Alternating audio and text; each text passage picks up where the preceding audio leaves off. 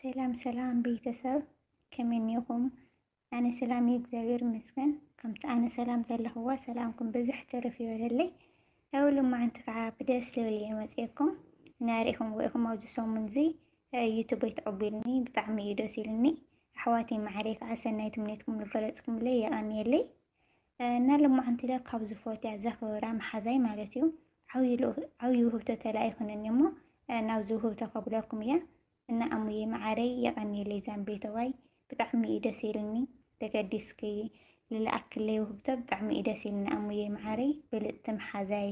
ሓፍተይ ኩሉ ነገረይ እና ብጣዕሚ እዩ ደስ ኢሉኒ ኣሙዬ ንኣኽለ ከምኡ ደስ ይበልኪ ማለተይስ ዩቱብ ብጣዕሚ ለጨናነቐካ ይርድአኒ እዩ ትጨናነቐካ ዝኾነ ነገርሲ ይጠቕመኒ ኢልካ ልጀመርካዮ ነገርሲ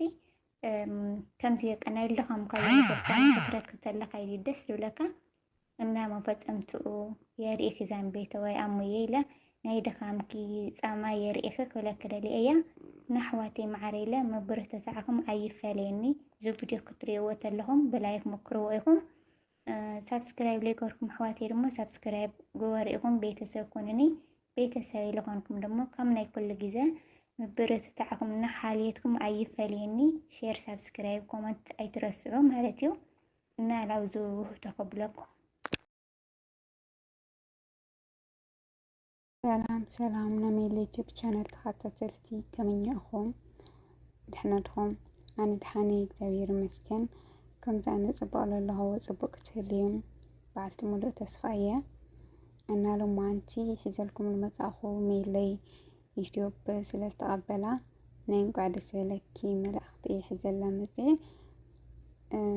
እና ቅድሚ ለውዚ መልእኽቲ ምሕላፈይ ሜለይ ዛንቤተይ እንኳዕ ደስ በለኪ ከምዚ ዝሓሰብካዮ ነገር ወይ ዝጀመርካዮ ኣብቲ ዝደለኻዮ በፂሑ ክትርኢ ተለኻ ካብኡ ዝዓቢ ሓጎስ የለይና እሞ ከዓ ምስ ነዳዓረ ስራሕ ዝሓሰብካዮ ነገር ከምዚ ተሳኺዑ ክትርኢ ተለኻ ብቻ ብጣዕሚ እዩ ደስ ዝብልና ዛንቤተይ ብጣዕሚ እዩ ደስ ኢሉኒ እንኳዕ ደሞ ደስ በለኪ ዝኾነ ቀትሪ ለይቲ ዝፀዓር ኩሉ ነገርሲ ከምዚ ፍርኡ ስለረአኺ ትልሓሰብክዮ ስለዝኾነልኪ ብጣዕሚ እዩ ደስ ኢሉና ካብዚ ብለለፅ ከዓ ኣብቲ ትደልዮ ትሓስብዮ ሰሚሩልኪ ከም ልርእ በዓልቲ ሙሉእ እምነት እየና እንኳዕ ደስ በለኪ ዛንቤተይ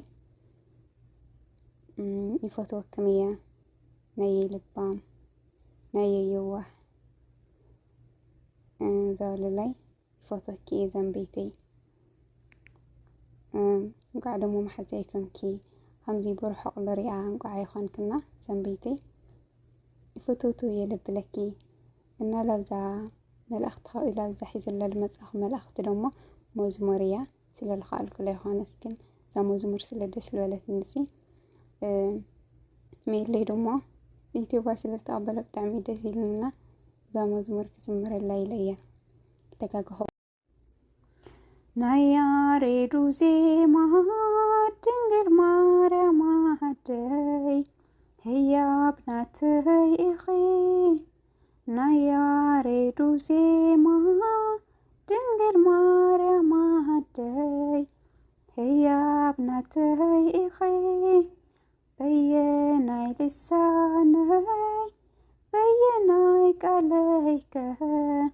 ማርያም ክብለኪ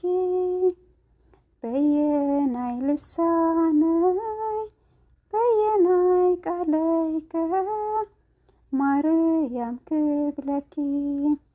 ምድርን ሰማይን ተኣምርኪ ይንገሩ ኩሎም ፍጥረታት ውን ንስምኪ መስክሩ ከመይልና ክንገልጾ እጹብ እዩ ስራሕኺ ኦ ድንግል ኣዴና የለን ዝመስለኪ ማርያም ድንግል ረዳኢተይ በጻሒት ኣብ ጭንቀተይ ኣብ ሓዘነይ ተኣምርኪ ብዓይነይ ርእዮ የየ ጽዮን ምስ በልኩ ድንግለይ ዓጊበየ ናይ ያሬዱ ዜማ ድንግል ማርያም ኣደይ ህያብ ናተይ ኢኺ ናይ ያሬዱ ዜማ ድንግል ማርያም ኣደይ ህያብ ናተይ ኢኺ በየናይ ልሳነይ በየናይ ቃለይከ ማርያም ክብለኪ በየናይ ልሳነይ በየናይ ቃለይከ ማርያም ክብለኪ ናይ እግዚአብሔር ጥበብ በአኺ ተገልጸ ዘርኢ አዳም ኩሉ ካብ ጥፍኣት ድሓነ ናይ ምድሓን ምኽንያት ድንግል ነስኺኺ ንኹሎም ፍጥረታት መሳገሪት ዝኾንኪ እቲ ሃልሃልታ ናይ ሓዊ ኣይፈርሕን ምሳይ ተለኺ ድንግለይ ኣይወድቕን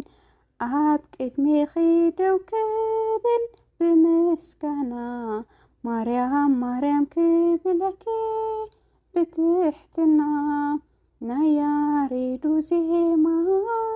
ድንግል ማርያም ኣደይ ህያብ ናተይ ኢኺ ናይ ያሬዱ ዜማ ድንግል ማርያም ኣደይ ህያብ ናተይ ኢኺ በየናይ ልሳነይ በየናይ ቃለይከ ማርያም ክብለኪ በየናይ ልሳነይ በየናይ ቃለይከ ማርያም ክብለኪ።